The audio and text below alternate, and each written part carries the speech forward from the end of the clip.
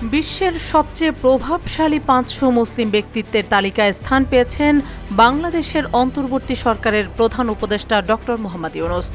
Jordan ভিত্তিক প্রতিষ্ঠান the Royal Islamic স্টাডিজের স্টাডিজ সেন্টার আজ সোমবার প্রভাবশালী ৫০০ মুসলিমের তালিকা প্রকাশ করেছে। এটিকে দুই ভাগে ভাগ করেছে তারা। সেখানে শীর্ষ ৫০ জনকে একটি তালিকায় রাখা হয়েছে আর বাকি ৪৫০ জনকে রাখা হয়েছে আরেকটি তালিকায়। শীর্ষ যে ৫০ জনের তালিকা করা হয়েছে সেখানে ৫০তম স্থানে আছেন ডক্টর ইউনূস। তার সঙ্গে একই তালিকায় আছেন জর্ডানের বাদশাহ, আল আজহার বিশ্ববিদ্যালয়ের ইমাম, কাতারের আমির, ইরানের সর্বোচ্চ ধর্মীয় নেতা আয়াতুল্লাহ আলী খামেনি, সৌদি আরবের প্রধান মুফতি, তালেবান প্রধান মোল্লা হাইবাতুল্লাহ আখুন্দাজাদা ও ফিলিস্তিনি স্বাধীনতাকামী সশস্ত্র গোষ্ঠী হামাসের প্রধান ইয়াহিয়া সিনওয়ারের মতো ব্যক্তিত্বরা। এ তালিকায় প্রথম স্থানে রয়েছেন জর্ডানের রাজা দ্বিতীয় আবদুল্লাহ ইবনে আল হোসাইন। অষ্টম অবস্থানে তুরস্কের প্রেসিডেন্ট রিসেপ তাইয়েপ এরদোয়ানের নাম রয়েছে। ১২তম অবস্থানে রয়েছেন সৌদি ক্রাউন প্রিন্স মোহাম্মদ বিন সালমান।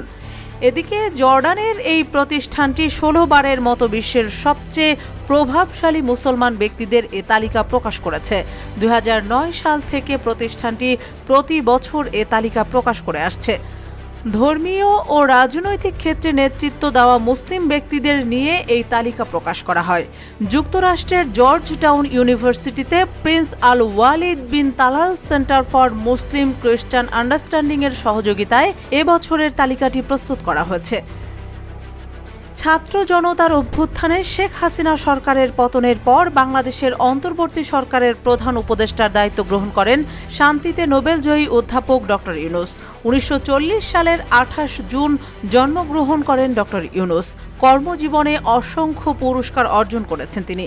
গ্রামীণ ব্যাংক প্রতিষ্ঠায় তার ভূমিকার জন্য ২০০৬ সালে নোবেল শান্তি পুরস্কার পান এই কিংবদন্তি।